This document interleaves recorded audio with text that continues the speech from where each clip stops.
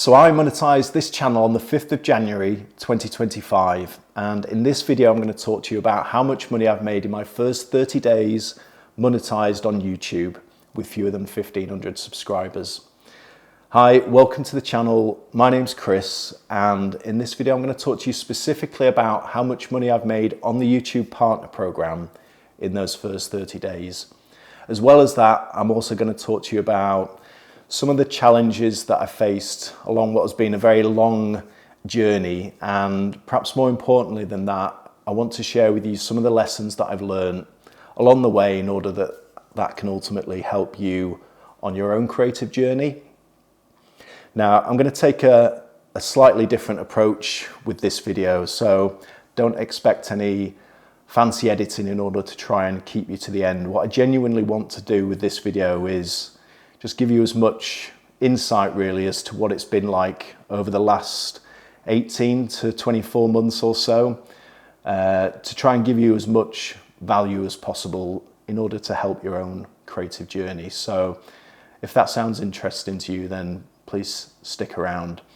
So I think I've probably lost count of the number of videos of this type that I've watched over the last couple of years or so. If you're anything like me, you've probably watched one or two of these videos as well. And I think probably the reason for that is YouTube is such a struggle, and it has been for me in particular. And by all means, let me know what it's like for you as well. I'd love to hear what it's been like for you. So I think the reason why is because, I say, it's such a struggle, and I've probably found myself watching these types of videos in the lonely early hours of the morning when I've been struggling for motivation to continue with what I've set out to achieve. And particularly in those very lonely moments when the self-doubt starts to creep in, I found watching these types of videos has been really, really helpful. So I say I've probably lost count of the number of videos that I've watched, whether it's how much money I've made in my first 6 months, first 12 months with 5,000 subscribers, 10,000, 20, 50, 100, you name it, I've watched it. And I think what I've discovered when watching some of these videos, there's been relatively few videos from small creators such as myself with maybe 1,000 or 2,000 subscribers talking about how much they've earned. But not only that, not seeing so much of them sort of sharing what they've learnt and the challenges that they've encountered during that period. So as I say, what I hope this video does is kind of set that straight and gives you an opportunity to see what's possible for you. Now, when I dreamt of monetization when I started this channel, because I'll be very straight with you, when I started this channel it was all about trying to create some sort of secondary income for myself, and as it happens it's become much more than that. But when I first dreamt of it, I thought maybe in the first 30 days or so I might make $10 or $20 or pounds, because I'm over here in the UK. But to my pleasant surprise, that wasn't the case. So I thought, again, it'd be useful to share that with you to give you a sense of what might be possible. But I think probably more than that, one of the things that I've kind of discovered as I've gone on this journey, for want of a better description, is that one of my personal whys that I've kind of uncovered as part of this has been to try and help other people become the best versions of themselves. So I really hope what this video will do is give you the courage to, if you haven't already done, take your first step on your YouTube journey or creative journey if it's another platform that you've chosen.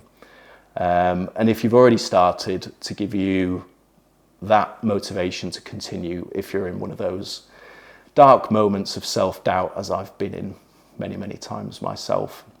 In terms then of the YouTube Partner Program, the means by which I've been paid up until this point in my first month, what is it? Well, it's a means of YouTube paying eligible creators on the platform for the content that they create. And in order to become a YouTube Partner Program, there are two possible routes to that. The first of which is to have 1,000 subscribers and 4,000 watch hours over the last 52-week period from your long form content. And that's a rolling 52-week period. So you have to keep that sort of 4,000 watch hours topped up, usually through the creation of new videos. The second way is to again have that 1,000 subscriber count, but then also generate 10 million views from your YouTube shorts, which is not something that I've set out to achieve. Now, for me personally, I found it easier to get to the 1,000 subscribers than the 4,000 watch hours. And I caution to use the word easier because it was not easy, as I'll come on to talk to you about shortly. But it was certainly easier than getting to the 4,000 watch hours. But by all means, let me know if you found different yourself. So I think it would be helpful to give you some context around this channel, how long it's been running for, what I've put out in terms of content, and some of the key milestones along the way, because I think if there is one thing that is true about YouTube, that is that no two YouTube channels are ever the same. And I think it's these little nuances within people's individual channels that give the greatest level of insight as to what it is that's grown them and you know, some of the challenges that they've had along the way. So this channel I started in March 2023. It is essentially a means, or up until this point at least, has been a means of me charting my own journey as a clothing brand owner, kind of behind the scenes niche, if you like. And I put out my first video in March 2022, which is nearly 700 days ago. That's many, many days of checking YouTube Studio Analytics at least 20 times a day. I mean, if you think about the number of hours that I've actually spent on YouTube Studio checking my progress, it's just obscene, but that is the life of a YouTuber working towards monetization. And looking back on that video, I think I got about maybe 60 views in the first 30 days and 1 subscriber, which wasn't my mum. And to date, I think it's on about 190 views and it's picked up 8 subscribers. Now, you wouldn't think it to watch it now, but I actually put tens and tens of hours into creating that video, from scripting it, setting the whole thing up with lighting, filming it, editing it, and then obviously putting it up onto YouTube. And I remember thinking at the time, I actually don't think I can make a better video than this. And I'm pleased to say that that is not the case. I think some of the videos that I've had since have been better. But it just goes to show, doesn't it, that you shouldn't get too hung up on your first few videos, because whilst I'm massively grateful to particularly that first person that hit subscribe when I was on 0 subscribers, shout out if you're watching, then the reality is that very few people are actually going to watch those. And since launching it, you know, nearly 2 years ago, I've kind of picked up maybe 100 views since the first month. So don't get hung up on your first video, I suppose, is the main point, and you know, hit record. One tip I will give you though, and that's a tip that I've only ever heard from one creator before, and I think it's particularly valuable if you're anything like me and you are perhaps at the more introverted end of the scale and maybe you're very self-conscious, particularly on camera, as I was and still am, then you might want to consider pre-recording maybe 2 or 3 of your videos before you put your first video out. And that's exactly what I did. I recorded 3 videos before launching my first video, and it took an immense amount of effort, particularly when you consider that I was putting so many hours into those first few videos, which weren't particularly great.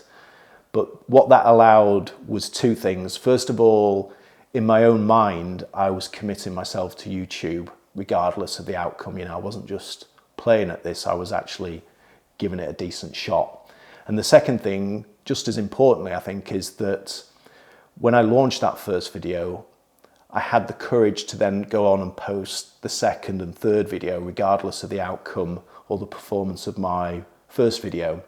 So say that's exactly what I did. You might want to consider doing it for yourself. It kind of goes against the start messy and just get yourself in front of camera.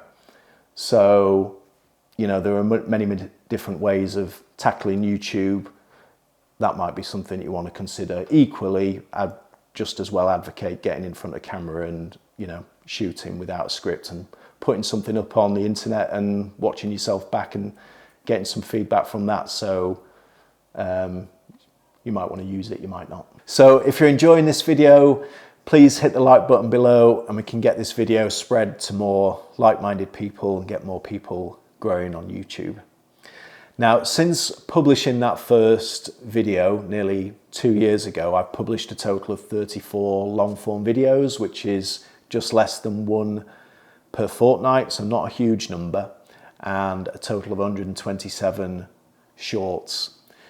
Now, this is probably a good time to talk about the relative merits of long versus short form content when growing a YouTube channel. Now, if you look at the subscriber count that I've generated from that content, then 70% has come from long form, 20% from short form, and 20% is unknown. I don't know what that is, according to my YouTube studio. So clearly the lion's share has come from my long form content, which is where most of my effort has gone. If I look back on the early stages of my channel, I was very much committed more so to my short form content, and I think there's two reasons for that. First of which is it's obviously easier to create short form content, and at the time I was doing that via two means. I was repurposing content from my Instagram account, from my clothing brand, onto YouTube Shorts, some sort of behind the scenes footage from growing my own clothing brand, and I was also repurposing some of my YouTube long form talking head videos. And the second reason, other than ease, is that I was, if I'm being very honest with myself, I was getting a massive spike in dopamine from the initial spike in views that I was getting from YouTube Shorts that I very definitely wasn't getting from my long form content.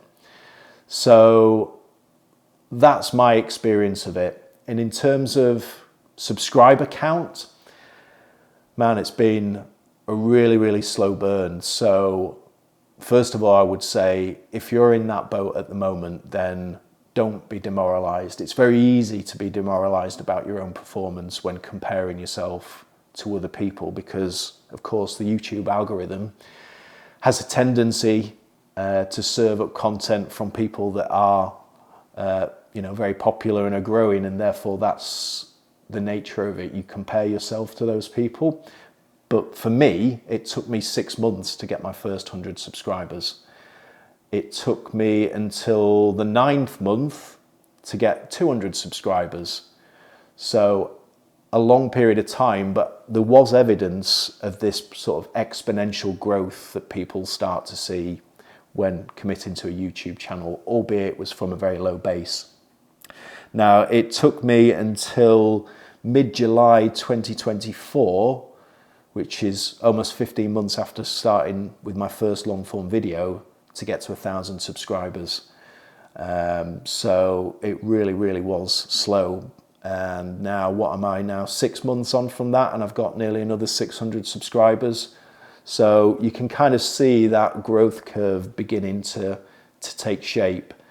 But going back to the long form versus short form piece, what I noticed after about 6 months of publishing short form is that my ability to get to 4,000 watch hours was tracking massively behind. So at the point at which I had 1,000 subscribers, I only had 70% of my watch time. So it was at that point that I decided to almost back out completely from short form and concentrate my limited effort and limited time on long form content. And herein lies the problem of YouTube, for me at least, and maybe for you. And the problem is time. But I've also discovered that the solution is time. Now, I have barely no time whatsoever to concentrate on growing this YouTube channel.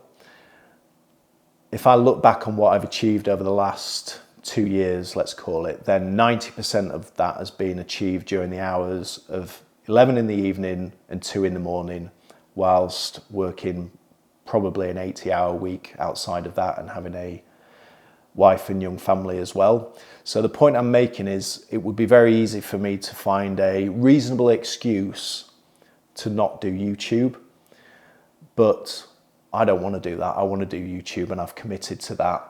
So I've given myself the gift of time to make a success of it.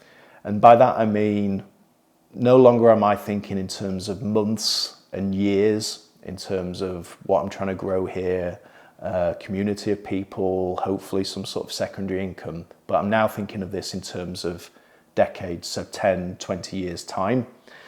So I'm 44 years old now. In 20 years time, I'll be 64 and thinking about approaching retirement. Now, who knows what will happen between now and then? People obviously work much longer into their retirement than they ever used to.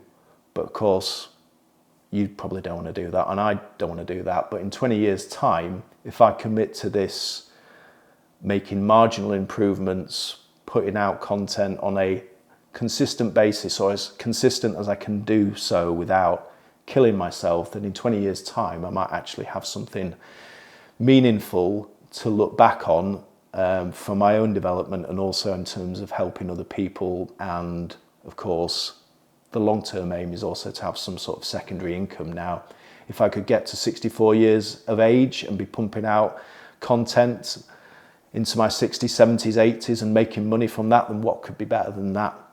But you're only going to get to that point if you put the work in now. So my parting advice would be, think of YouTube and your content creation journey in decades, and by doing so you'll give yourself the freedom to be able to make mistakes and progress over the long term. So I know I said at the outset that there'd be no bells and whistles in this video. I was trying to add as much value as possible. Hopefully you've seen that. Of course, we're going to jump into the YouTube Studio Analytics now so you can see exactly what I've earned, where it's come from and so on.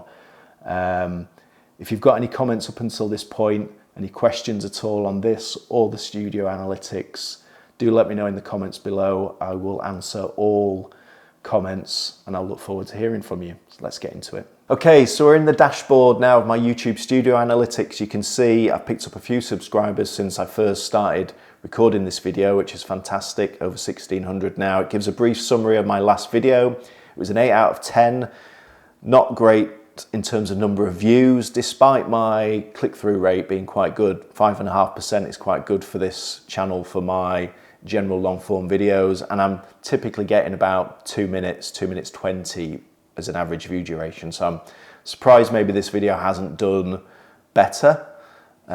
Maybe it just wasn't a particularly great topic in terms of general appeal. So if I move on now to my channel analytics, I'm going to set this for the first 30 days. So I actually monetized on the 4th of January 2025, not the 5th as I said earlier. So if I set that for a month, hit apply, you can see that in that first month being monetized, I generated nearly 29,000 views, nearly 770 watch hours, picked up 103 subscribers, and wait for it, I generated £70.36, which is fantastic. And if I then just click onto content, you can see how this breaks down. We're looking at long form videos now. The lion's share of my views come from long form, so nearly 19,000 of those 20,000 views. I've had a fantastic click-through rate of over 9%, which, as you'll see shortly, has come primarily from one really strong performing video and average view duration of just over 2 minutes. You can see that in that first month I just published one video, which is the video that we referred to earlier. So you can see that that wasn't a great performing video and therefore didn't generate a spike in views that's affected my revenue in any significant way.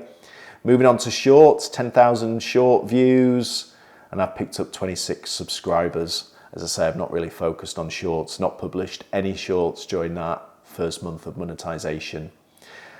If I move on to look at revenue, then you can see that on the first day I made £2.48, and my best day was here, mid-month, £3.36 on the 20th of Jan. My worst performing day was the 3rd of Feb, quite recently, £1.28, and you can see it kind of tracks relatively consistently around that £2.20 a day mark on average. Now, if I look at how that breaks down, then nearly all of it has come from ads that have been placed on my long form videos, so nearly £70 The remaining 65 pence has come from YouTube Shorts. I've had no supers or gifts up until this point. I do have a store connected to my YouTube channel. It's my VÉLOKIND casual cycling apparel brand, which is really, what the content of my channel has been based around up until this point. But obviously people that are viewing the channel aren't necessarily in the market for clothing brand apparel. So whilst I've generated really good impressions, I've only had 24 clicks through to the website, which is better than nothing. And then if I move on to advanced mode, again, we're still looking here at that first month monetized. You can see some of the individual videos here. So this is the video that I want to draw your attention to, which has been the real driver of my channel up until this point. It's how to fold a hoodie. So it has some relation to the niche that I'm focused on, but I guess has much broader appeal. And it's generated 60% of my total views to the channel in the first month, just over 600 watch time hours, and it's generated me 89% of my total revenue in that first month. And you can see that the click-through rate has been really, really good, nearly 10% click-through rate off nearly 81,000 views. So if we just focus in on this video, because I guess this has been the real engine of my channel, and then we look at traffic source, because I think this is particularly interesting in terms of what's driven it. So say nearly 17,500 views, 38% of that has come from external sources. So this is people that are searching for this, how to fold a hoodie on Google, and are then being directed through to YouTube. Next in line then is suggested videos. So a lot of other how to fold hoodie videos are suggesting this particular video, and then a good chunk also coming from YouTube search.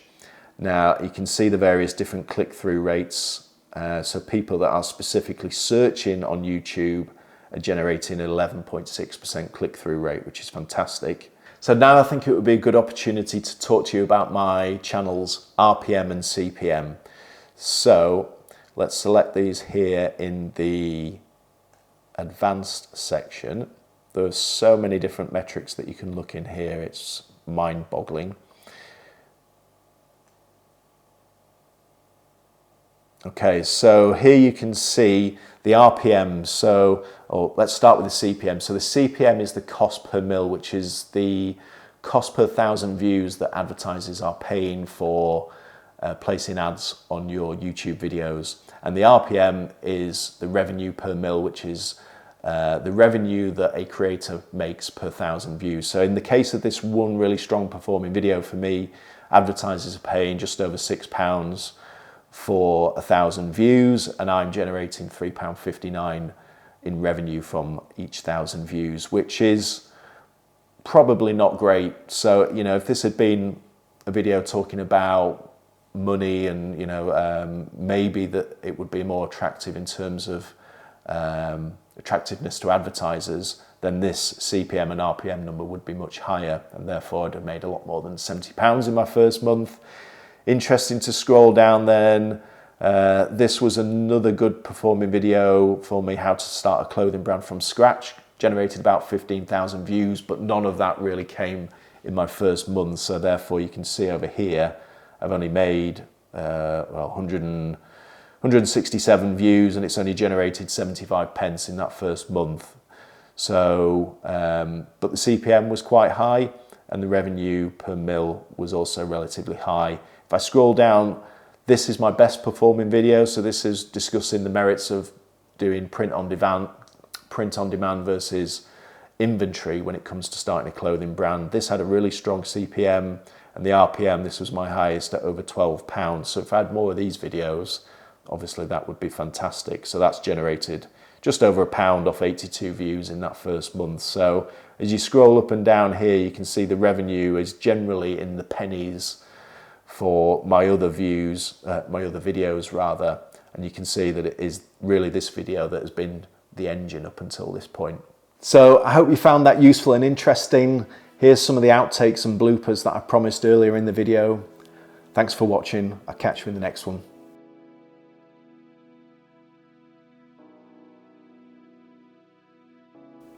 So stick around because I'll share. So stick around. Back-end YouTube studio and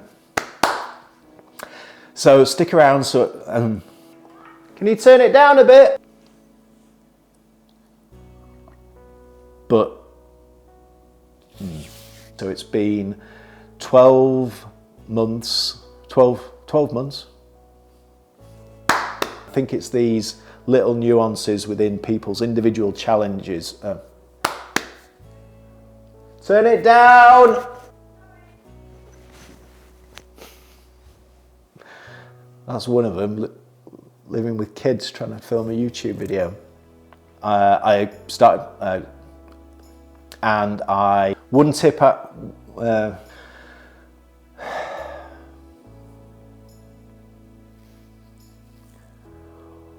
I'm running out of breath. Sometimes you forget to breathe when you're recording videos.